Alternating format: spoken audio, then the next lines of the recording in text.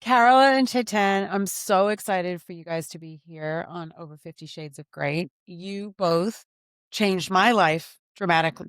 I had never heard of it before. I did not know the power of it. And then you gave a briefish reading when we were in Rockport, and I was hooked. And then I had my full reading and I was absolutely blown away. So, for anyone who hasn't heard of it or had the experience of having a human design reading, could you explain what it is? It's a device. It's a device that can heighten our awareness about who we are, what our life's all about, and how to live to the greatest possibility in that lifetime. So it's a new system. It's not astrology. It does different things than astrology, but it's very, very personal. When you find out about your design and you learn just a few things about it, it can completely transform your life. But And as I it does. said, And it does. it's a self-remembering device, basically. You don't need a lot of Self-remembering. That's input. beautiful. Carol, if you'd explain like how astrology falls into this.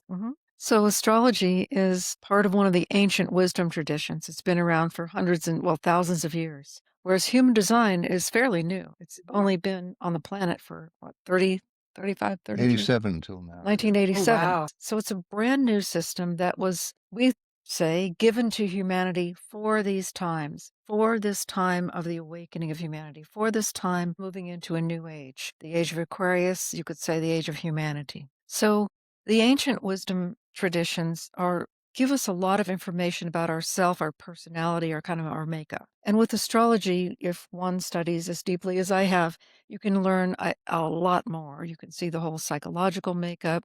You can see the soul path, the journey of the lifetime. What's different about human design is that it's meant for an awakening humanity. In other words, for people who are ready to become self-empowered. So we're not looking to a system to tell us what to do or how to be or what's going to happen in our lives, because we know now that we're creators. We're co-creating our own life with spirit. And what human design does is it gives us our map, our code for how to do that. And so, in that code, from my experience, it was a lot of realizations of who I was and not what I thought I was. Right. So, I thought I was pretty unemotional until I met you guys. And then we did the reading. And then lo and behold, I'm an emotional generator. So that was a big change for me where I actually acknowledged that and then started to use that as a skill in my life to help me as opposed to what I felt was a weakness. So if somebody's listening, how they could maybe self-identify really quickly, I sound like I might be a generator or I sound like I might be a projector. That might be difficult because I know, even as I was asking it, if I was we- like, this sounds like a lot. well, if we don't know ourselves well enough, Right. Then how do then we we're not identify? going to be able to self-identify. Yeah.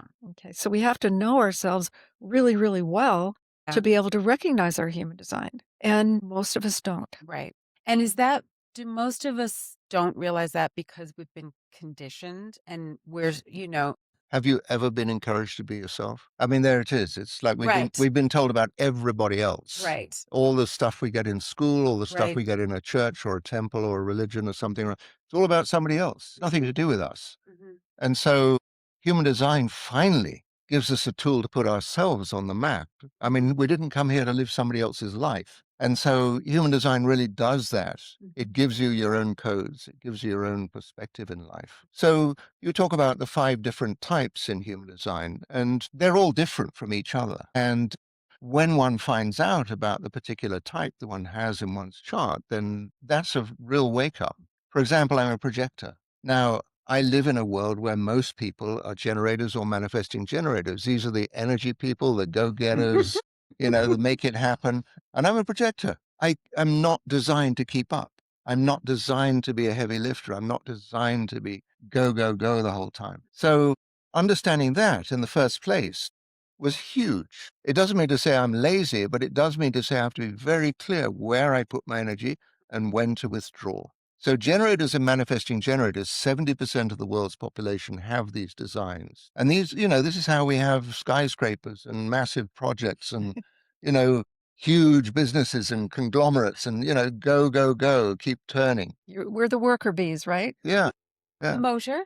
Yes. And then the projectors were here to guide. And it's a fairly new thing that there are so many projectors now in the world. And there's a great deal of difference between guiding where actually the guidance is needed or guiding where it's not needed. And this is where projectors come unglued very quickly, is that they try to put in guidance where nobody's asking for it and then get resentful about the fact they don't get invited. So yeah, it's a balancing act. And Yeah. just knowing these things, the power of recognizing one's own design and how it works. So there's people we call manifestors. About 10% of the world's population make up manifesting design. And these people don't need any input from anyone.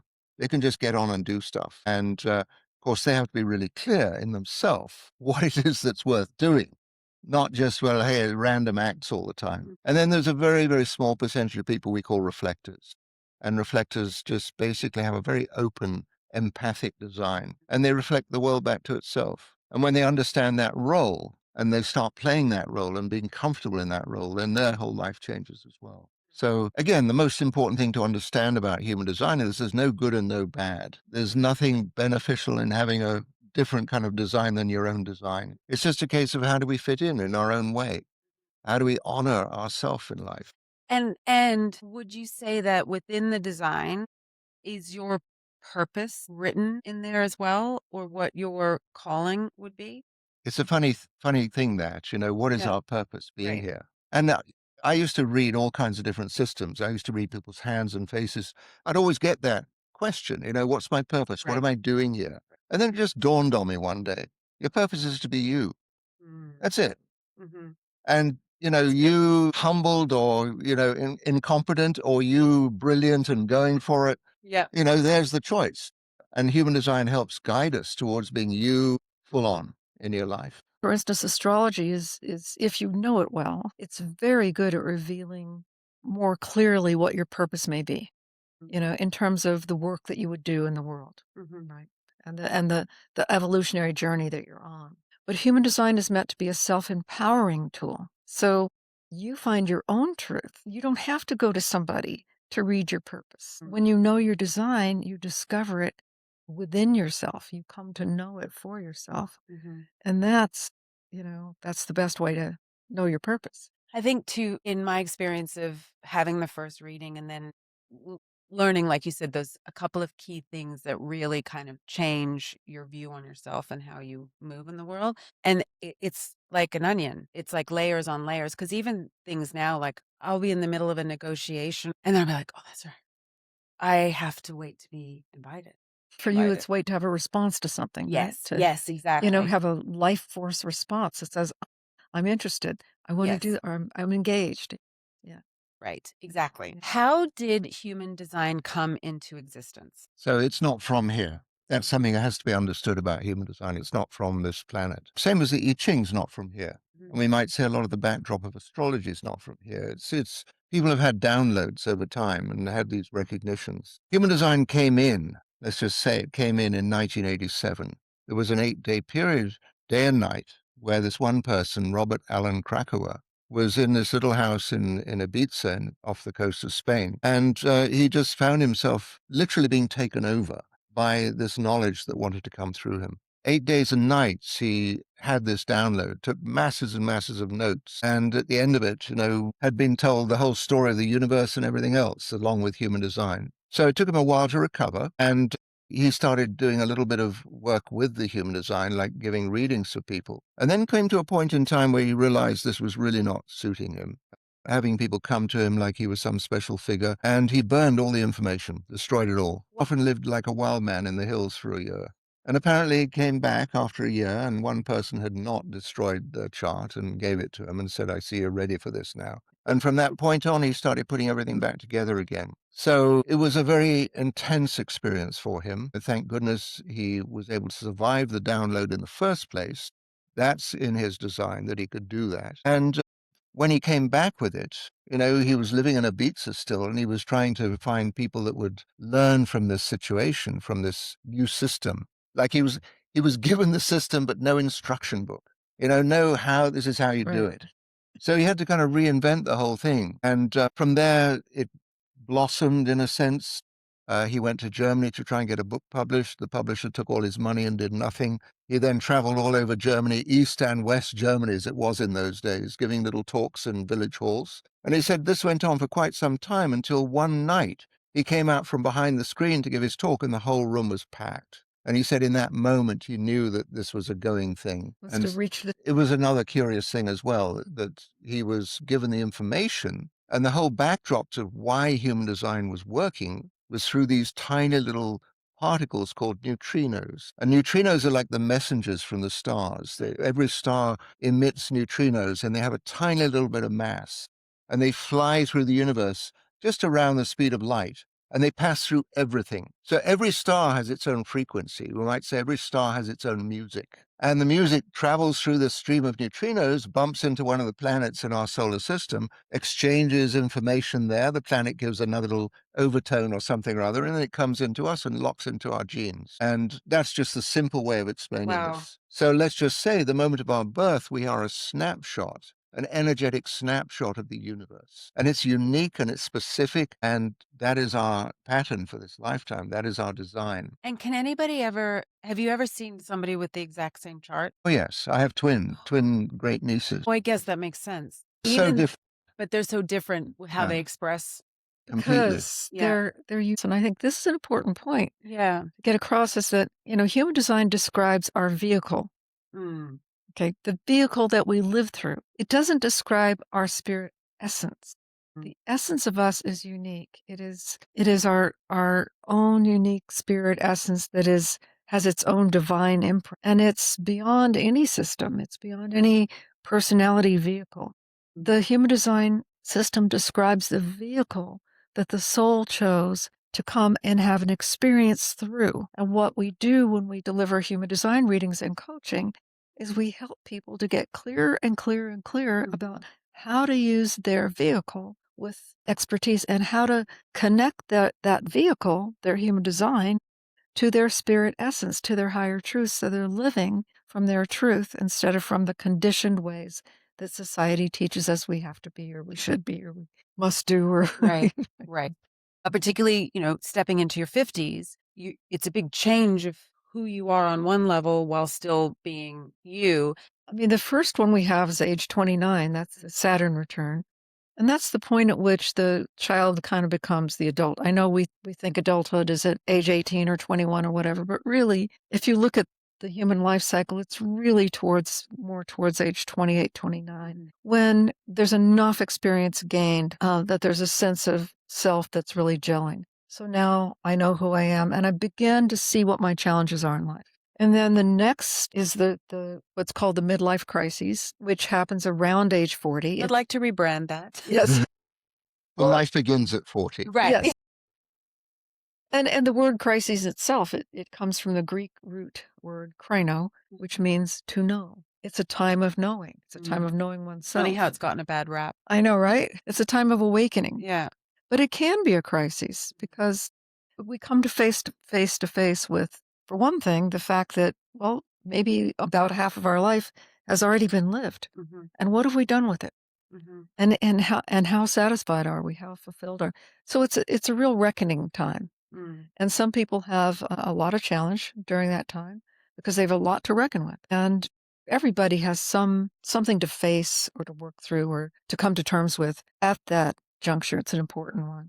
The one you mentioned, the Chiron return, happens at around age 50, 51, 52. And yes, there's a moment in time when Chiron returns, but it's really a process that happens over a few years. And we found a really sort of simple way to say it, which is that before your Chiron return, you think of yourself as a person who has a spirit. And after your Chiron return, you know yourself to be a spirit who's managing this personality. The orientation shifts. It's a big shift. It's a big shift. And not everyone goes through it consciously.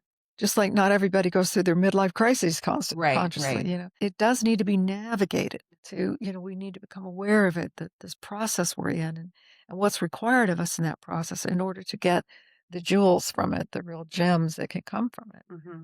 I'm just thinking. Well, how I look at the Chiron return is Yeah. if you've got any excess baggage, like you're still having problems with certain people or situations in your life, it's time to get rid of them. It's time to come to a point of acceptance.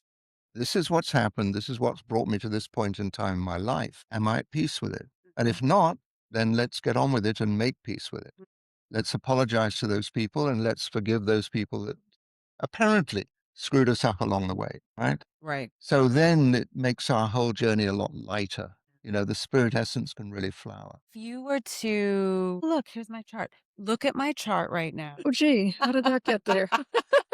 What would the top 3 things that you would see from my chart at first glance? Well, the first thing I saw is money is not an issue for you in this lifetime. For a lot of people, you can have worried about this till, day and night forever, but it's actually not an issue for you in this lifetime. Okay, then I'll stop worrying Right? It about it. always finds you. It's just, that's part of the thing. Can I accept it?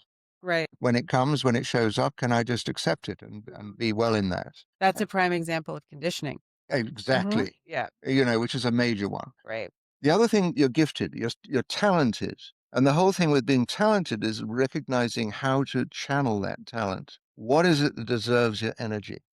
Because there's multiple different ways you can express this talent. You can load the dishwasher in a talented fashion, well, but the thing of it is, you've got this gift, you've got this ability to be Right. able to bring massive improvement and growth to your own gifts. And so recognizing how to impart that talent is very, very important. You have the channel that we call the channel of talent. Uh, Yeah, it's built in. Yeah, you're So there's, obviously meant to be doing what you're doing. so there's two more things I'm going to just combine in one. Yeah. You've got a ton of energy, right? Which is very handy for the talent. Just ask my husband. He's like, "Do you ever stop?" Highly unlikely. Generators. I will just say, I tease people with this particular part of the design is if there's a party going on somewhere and you're invited to it and you show up maybe an hour later than everybody else, the party only starts when you walk in the door, right? And then this fact that you have this emotional nature, this feeling presence, and you have this very particular channel, the 59.6, which in many ways it's highly engaging. You'll know when you walk in the room anywhere, you change the energy of that room because you bring this emotional energy with you. And people think, oh, emotions, they just stop on one level, it's just an emotional thing. But actually, this particular channel you've got penetrates into multiple layers of emotion, into the astral body, the etheric body. And you'll find you have a very profound effect on people in that some people, they can't get enough of you. And other people, they can't wait to leave your company. And it all depends on how comfortable they are in their emotion. Because they're getting themselves revealed so deeply Uh, and profoundly through you, which is perfect for the work that you do, isn't it? yes. But you also have this channel that I see as a channel that is, it's succeeding. It's a channel of success, succeeding where others fail and sometimes failing where others succeed, you know. But essentially, that channel provides this drive to succeed, to keep going, to make things happen, there's an inner fire, in a sense, to accomplish something, to find your success, and you won't stop until you do. There's that drive towards success that for you, that's how you self-actualize in life. And that's why we say, you really don't have to worry about money as long as you're following, and what it is that you feel, you've responded to that you really want to do, that you're alive to doing, you will succeed. Because when that is not there, Mm-hmm. it is an uphill battle. Yeah. Bound to Yeah. be. Yeah. So there it is. Yeah. It's the Yeah. beauty of tuning into your design, Yeah. how your design Right. works. Yeah. Yeah, and because for many years prior to knowing that about the energy, when you're really lit up by something, then you have all the energy in the world for it. Right. And then forcing yourself in or myself into situations because that's what I thought I should be doing. Yeah. That was what I trained to do, Yes. but was so like lifeless for it. And so that was a big revealing moment for me when I did my reading initially with you. So, human design as a tool to know yourself is incredibly powerful. I'm sure a lot of people come to you for relationship guidance because then they want to know what the other person's like to figure out if they're the right match. Does that happen a lot? A lot. I mean, it's the first thing we want to see, right? When we Yeah. know our own design, it's like, well, wait, I want to see my husband's or my lover's or my children's. And then often mother and father, because that tells us so much about ourselves as well. Yeah. What's the biggest misconception that people are looking for with from that information and the thing that they should be looking Well, they're looking for perfection, which is silly, because Right. who needs a dull relationship? Really, honey, I thought you were perfect. I am, but that's beside the point. But it's, I just every relationship has to have some sticking points. Otherwise, why bother? Why are you going to grow?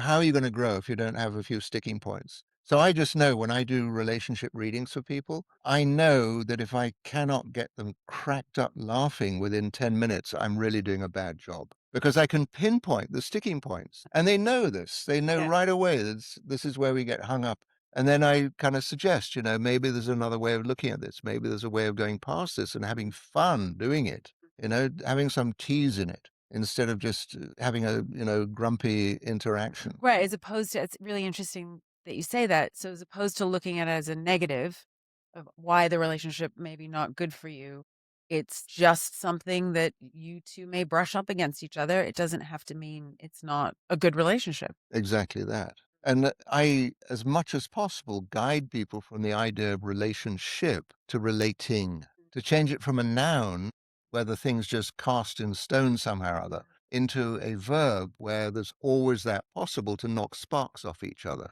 and to really grow through the interaction. So relating puts any interaction in present tense, which is, after all, what life is all about anyhow. Whether we've been told that or not, life Right. is always a present tense thing. It really helps us to accept, well, ourselves, first of all, Right. but to accept our partners and the people we love in our life. It helps us to understand our children, who are each very unique beings and have different needs in terms of how we relate with them, how we encourage them in life, how we teach them, how we support them in their growth. And when a parent knows each child's human design, then they really have the key to the kind of relating that's going to be the most beneficial for that individual child. It's funny that you say that because when we first did our reading, I remember thinking to myself, and at that point, I really wasn't somebody that wanted to have children and didn't really see that in my future. And at that time, but I still thought, what an incredibly powerful tool as a parent to have to help navigate raising your child so they can really be who they are and not you just putting them into the box of how you were raised. And then cut to now, I have a 7.5-month-old baby. And I'll tell you, the literal first thing I did in the hospital room while we were waiting for her to be released was went online and did her chart. We hadn't even picked the name yet. And I had the chart and I was like, okay, I need to get the book because I don't know. She had a lot of things that I didn't have, so I didn't have the knowledge of it. But that to me is like, it's such a powerful tool to have. So I have Rumi's chart here. Well, the first thing to say is life is never going to be the same again. Right. That's just straight off her chart. She's a pure individual, right? And Yeah. pure individuals, rule systems are kind of interesting, but not that much. Yeah. Belief systems, I can take it or leave it. Individuals here to be empowered in her own life. So you picked a beautiful name for her, Mm. and she's just going to do that. Wherever she goes, I will say she's going to move through life very fast. People will come into her life and go out of her life because they can't keep up with her. So that is one of the things that I see right off the bat. She has an endless curiosity, which will become very apparent very quickly. And she's very empathic. You will not be able to tell her things that are not truthful. She'll pick up on it right away that this is just not working for me. I'm an individual. She's totally acoustic. So when she's a little upset or anything, music, sound environment. Oh, that's Yeah, absolutely. It'll calm her down right away. And tone of voice. She gets it right away when somebody's a little upset, they're on edge or whatever. Tone of voice is very, very important around her. But she's literally here to live a massively transformational lifetime for herself. And she's already started off on that. yeah. So Big leap. big leaps. Yeah. Oh, wow. Yeah. She's going to be massively innovative. She's going to open up all kinds of doorways, because that's in her genetic thrust in this lifetime to open up these doorways to bring about huge transformation. Mm. That's why I say life's never going to be the same again for you. It's going to be a very merry dance. That's And amazing. you are two people who she can absolutely trust and rely on. Yeah. It's crazy because in the time that we were waiting for her, my prayer was obviously to have a healthy baby and that we would have that experience together. But my other prayer was that she would be in attunement with us Mm, and that we would have that force together. So that's really beautiful too. Yeah. beautiful. So that's great. I'm excited. She's You amazing. you can open a lot of doorways for her and she can open a lot of doorways for you too. You have a new book coming out, and I think I have it here. And isn't that crazy? For parents. Designed to thrive. How crazy is that? Designed to Thrive, a human design guide for parents. Thank you. I need this.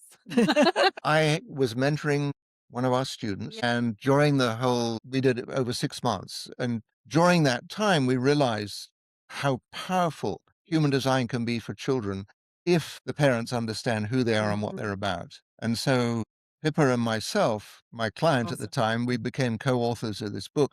We did one chapter each at a time, and then had the other of us edit the chapter and put in suggestions and stuff. And so it's come out beautifully. Really, every single part of a human design chart, we've given little vignettes, we've given little stories around them. So it kind of gives a backdrop to whatever a particular aspect of the human design chart is. So it's very human, very easy to understand. And yeah, we really see it as it's going to be huge for parents. Really helpful. It's a very simple thing to recognize this child comes with his or her own wisdom, her own trajectory through life. And rather than being given a whole bunch of rule systems like probably we were, this book opens up the possibility. You have this characteristic and this tendency, and how can we enhance that for you? It's not about spoiling the child, it's just about going along with what makes a natural flow for them.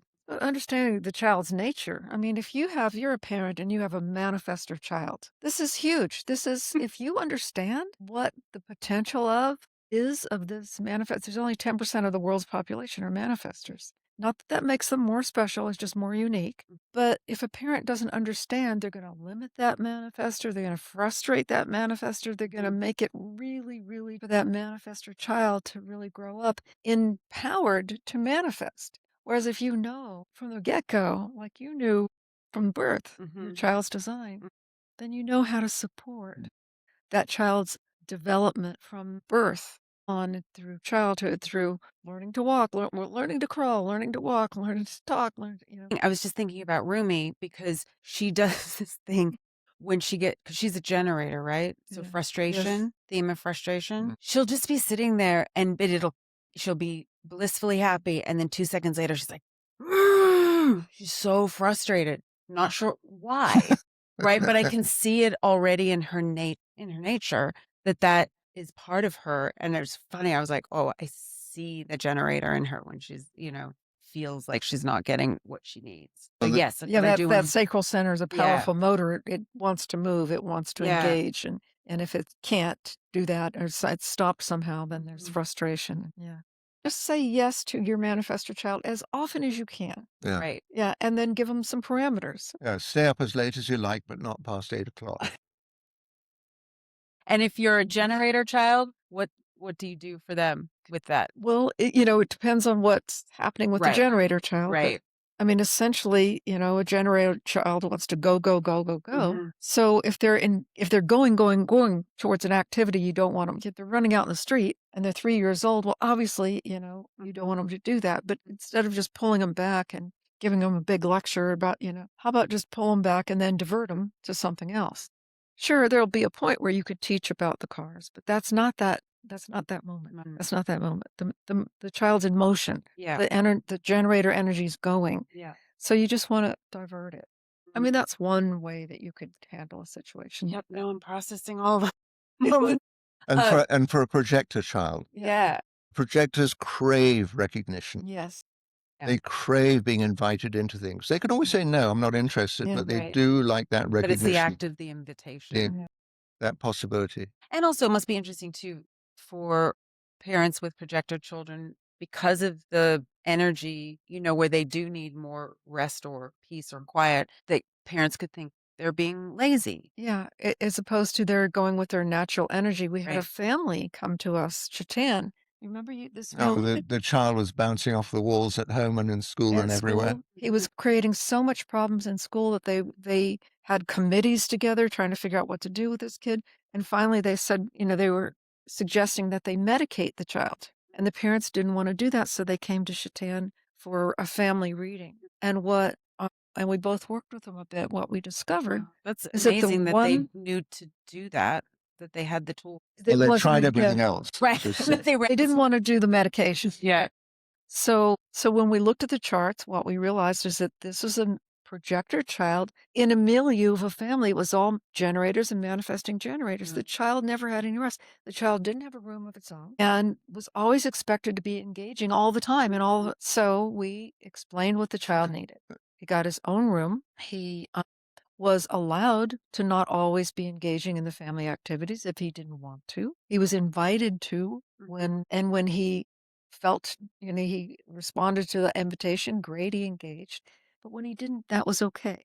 So they That's made that powerful. one change, and you know what happened? All the behavior in school, all the stuff that they were ready to put him on medication stopped entirely in 2 weeks. He was recognized and allowed his own space. Another thing that's taking place is we're moving out of the age of the collective, where rule systems, belief systems, knowledge is key. We're moving out of that age, moving into the age of the individual, where everybody has to work out for themselves what is appropriate for me in this lifetime. So we can watch judicial systems falling to pieces, the trusts in the courts falling apart, religions having a lot of trouble kind of getting anybody on board these days. Education system's not working, healthcare system's not working. So systems Because it's all themselves, manufactured. exactly, well, not for the needs of the individual. Individual. So these next years, we're going to watch the rest of these rule systems and belief systems all fall to pieces. And for people that are not in touch with who they are, it's going to be really problematic. Chaos. People that are just literally following the old rule systems, it always worked like this is what we've always done. Instead of people taking on their own power, remembering who they are in their core, in their design, how that design works for them in any instant. And so we're in this flux at the moment. We're moving out of the Piscean age, which is a faith-based time. I should say that Faith-based. faith It's hard to say period of that 3 time. times.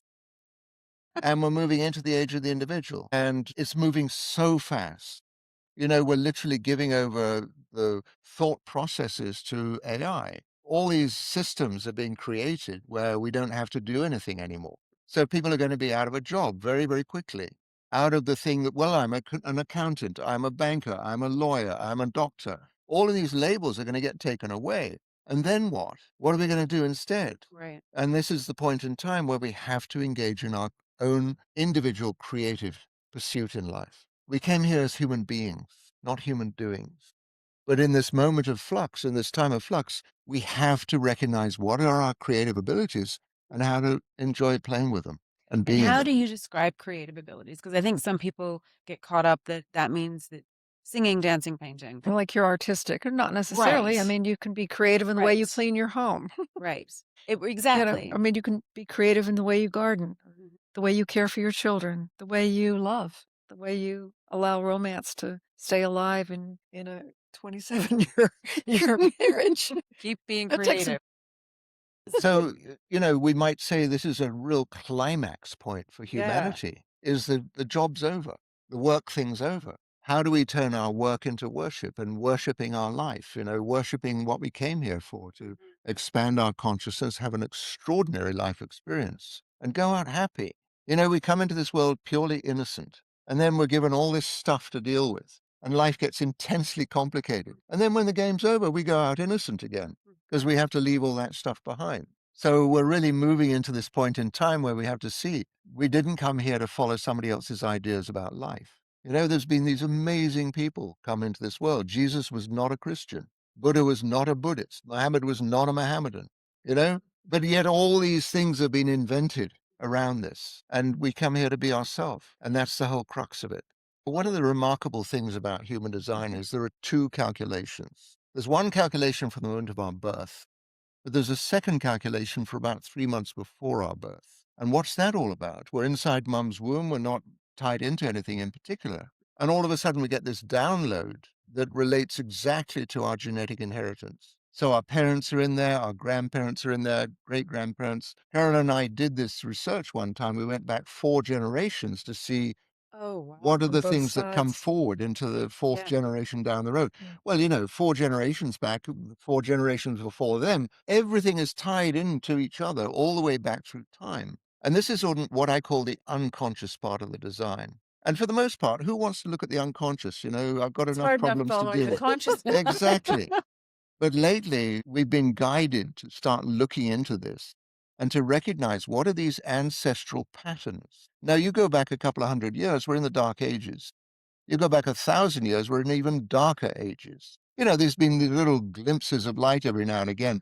But sure enough, particularly the feminine line has been harassed for eons. And so there's a lot of pain in there. There's a lot of suffering in there. And sure enough, it gets, because we take on that family line, it gets locked into our genes. So that's interesting. So you're saying that within our individual designs, there are the pieces and memories and information from Our our ancestors. ancestors back, and in a way, maybe clouding how we're expressing ourselves or how Totally. we're or blocking us. Totally. And so, how do you work through that? Well, Carola and I have developed these what we call karma clearing seminars. And the first one we look at is how we relate. When it turns into a relationship, it becomes very habitual. Mhm. Here's my wife. This is how we always are. We're tied together in one way or another.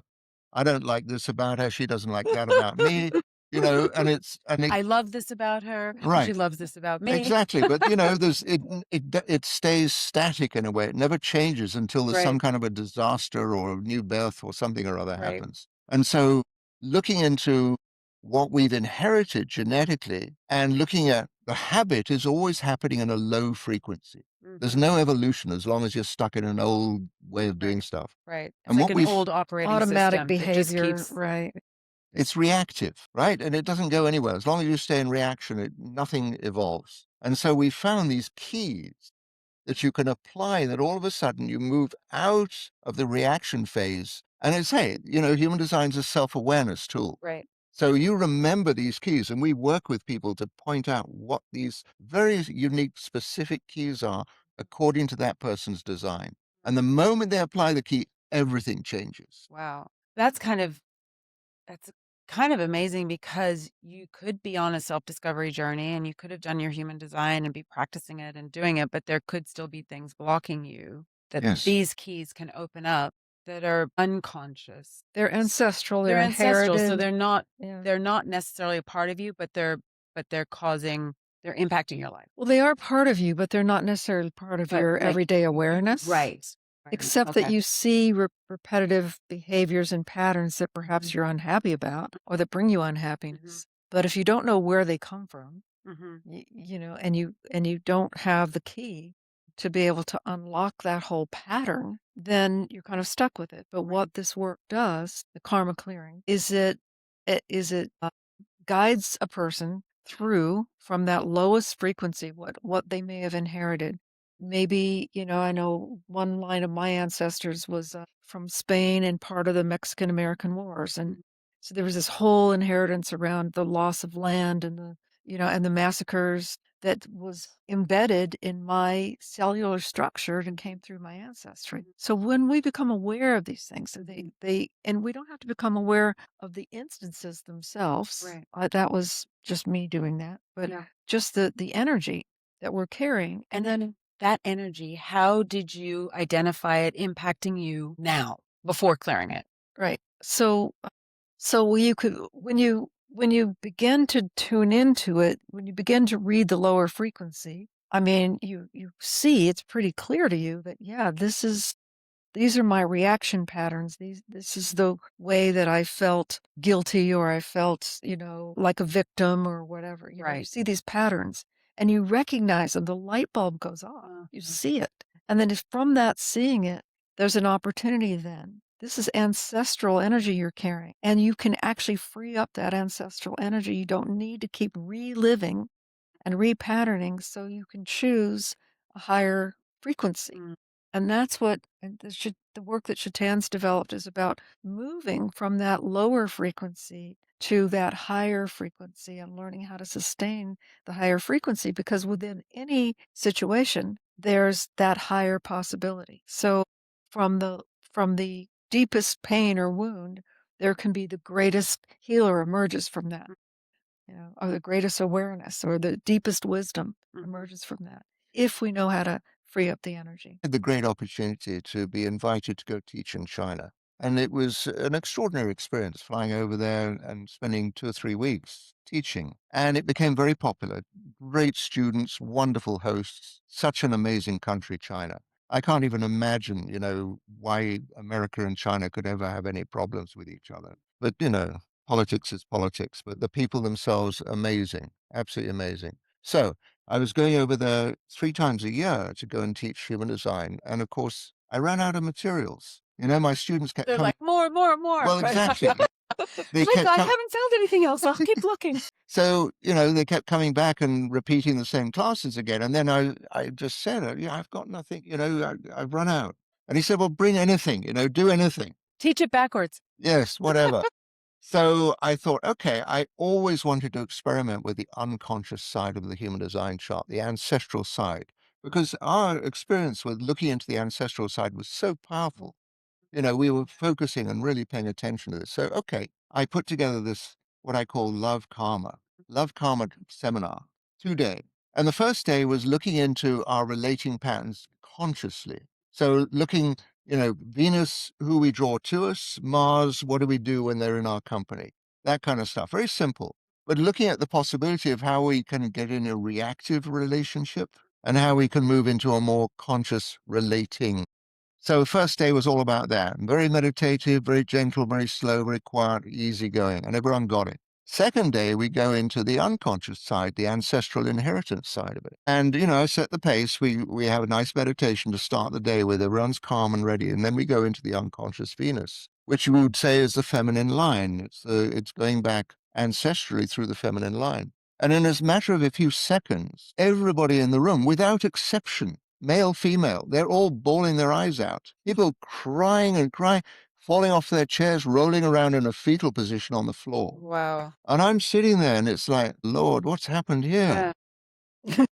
And I'm, what do we do? Gone too far. Gone This too was far. this was not meant to be a therapy session, Oops. And and so my translator friend comes across and I say, what's happened? What's going on here? And she says, all the ancestors have come into the room. And when I tuned into that for a moment, it's like, oh, yeah, this is what's happened. The whole feminine line going all the way back had come into the room. Wow. And everybody was, Everybody has their voice that wants to be heard. and these people, the latest generation, were being implored, set us free, do something for us, be amazing in your life. Don't settle for what we had to put up with, you know? I'm getting chills. Take it further. Right. Yeah. So this went on for quite a while. We ran out of Kleenex. And I had such a powerful, there was no language between me and anybody else, but we Yeah. had such powerful connection on this. Wow, that's And amazing. when it was all over and the feedback I got from it was people realized their whole life had changed. Not only had they had the experience, but they'd also taken on the gifts and abilities and talents and memories and from their whole ancestral line. I think it's interesting that you called it love karma because I feel like karma as a word has a bit of a bad rap. Like it's a sort of a negative thing, your karma that you carry into this life. And some of it is heavy, but love karma. Well, Like what we were doing love it there and let it free in a way, you know? what we were doing there, in a sense, was opening up the possibility of love. And in a way, if I could say, clearing, cleansing, removing, fulfilling, whatever it was these ancestors had not been able to fulfill for themselves. And that's the power of our life. Not only are we here living our own life, Right. but we have a certain responsibility as well. And we've actually cracked that ability now. And this is what Carola and I are doing now, more and more of these seminars, helping people recognize where not only are we stuck in our reactive patterns, but what the ancestral reaction pattern is as well, and how to apply the key. So we're working with love karma, also destiny karma. What is the whole destiny path and the karma along with destiny path? And our most recent one, our business karma, Oh, has to do with interesting. our work. Yeah, in the Oh, world. that's interesting. Yeah. So 3 different tracks in Mhm. which we can go trace back generations past and pull up our past life or ancestral imprint and then evolve it to its highest state or to its higher state, moving towards that highest state. Some of the clients I've worked with have literally made direct connections with specific ancestors in their lives and have taken on their gifts and have been able to expand their own repertoire. All of a sudden, they know the chapters in the books that have not been written yet. They know exactly what it is that the messages that they're here to pass on. You see, we're moving into an age of light, and these things are possible now where they were not possible in the past. And we're moving into this time where I say we're breaking the connection with the collective, Mhm. with the rule systems or belief systems. We're actually being given the keys to be true to ourselves now. Mhm. And that's what Carola's my work is all about now, is providing people with, Right. here's the stuck pattern, here's Yep. the key, this is where it takes you. Yep. It's kind of perfect if you think about it because, like, when I look at my own experience recently in the last year and how many things have changed and seemingly some not good on the surface and challenging, but in a way, if you're looking at it through this lens, like that's exactly what has to happen for you to be able to live your expression clearly. Tell me how human design could help somebody in this moment when they're in this crux of change and they don't know what to do. How could it help them in their next step, in their Come, next pivot? come and work with us. Yeah. Yeah, I exactly. mean, absolutely. The number of lives that have been Yeah. transformed through Carol and I both, we've committed our whole lives to this work. And the effects that we see in people's lives is, I can't say it's miraculous, but it actually is. What and Carola, you tell me, Yeah, I mean, how can it help them? I mean, it can only help a right? person once they, first of all, understand their design and embrace it and begin to live it. So bring it to life because that's where all the transformation happened. I had always had the good fortune of having very good teachers and having a nice, successful career. But the one place in my life that I always felt like a failure was with personal relationships. I married and divorced again. I never could find my soulmate. And I always had this longing in my heart for this love, for this. I knew it was there, but I just kept failing at it. And when I learned about my human design and I discovered my type and also my authority, which is how I make decisions in life, which I think is the most important key in human design, I began to do things differently in terms of engaging in relationship. So instead of just as a generator jumping into relationship when there was desire, when there was like all the fire and the attraction and all of that, I would wait for my emotional clarity before I engaged deeply or decided to go, to an extent of putting our lives together or anything like that. Mhm. So I learned that I, m- by following my design, being true to my design, that yes, my first initial response to somebody was a good indicator for me, Mhm. but it wasn't the final word. The final word was my inner emotional clarity, which I learned how to feel, how Mhm. to identify. So then I know I'm doing the right thing for me when I'm clear. That one thing Mhm. made all the difference because that choice to learn that and to practice it made it possible for me to meet my soulmate who's sitting here beside me because without that key Yeah. I would have missed we know for sure we would have missed each other Mhm. in life if I hadn't woken up and gotten clear about what I was really how to know if it was somebody I was really deeply going to engage with or not.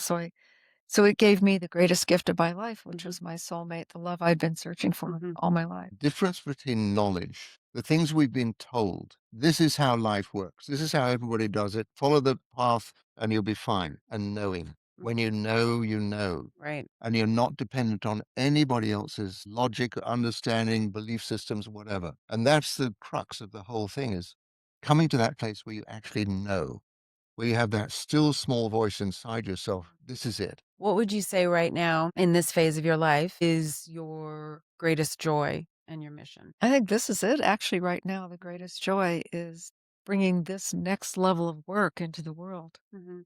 I mean, it has been a joy introducing human design to the world, Yeah. which is basically what Chetan did with his book. Yeah.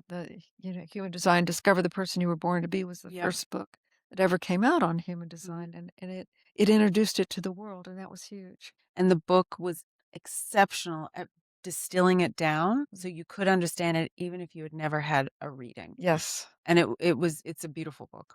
Yeah. Thank you. Yeah. Thank you. So that was enormously fulfilling. Yeah.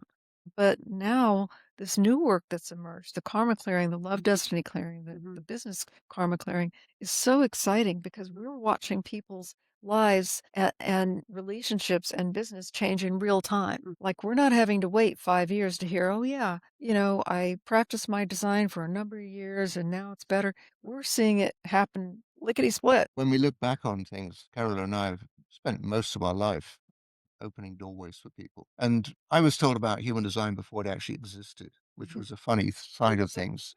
So I was actually ready when it showed up in my life. I'd got very conversant in being able to read Yeah. for people. So I've read many, many thousands of readings for people over the years. And I have to say, the reading itself is transformational when people understand their design and how it works, but not in a sense of comparison, but this karma clearing work is absolutely evolutionary. It is something completely different. Nobody is spared in a sense that, if you enter into this work with us, you will recognize a transformation is happening for you, that you are up leveling in your life, that you're reacquainting yourself with the wish that you gave yourself when you came into this life, before all the stuff was given to you. You're actually being given that possibility to come into the place of knowing inside yourself. So, yes, human design is very transformational, but this karma clearing stuff is in a league of its own. You both have meant the world to me in my own journey and my own discovery, and I just am in awe of both of you. You have a beautiful relationship and you do beautiful work together. And so Thank thank you. you. It's Well, been a joy to be with you, Deborah.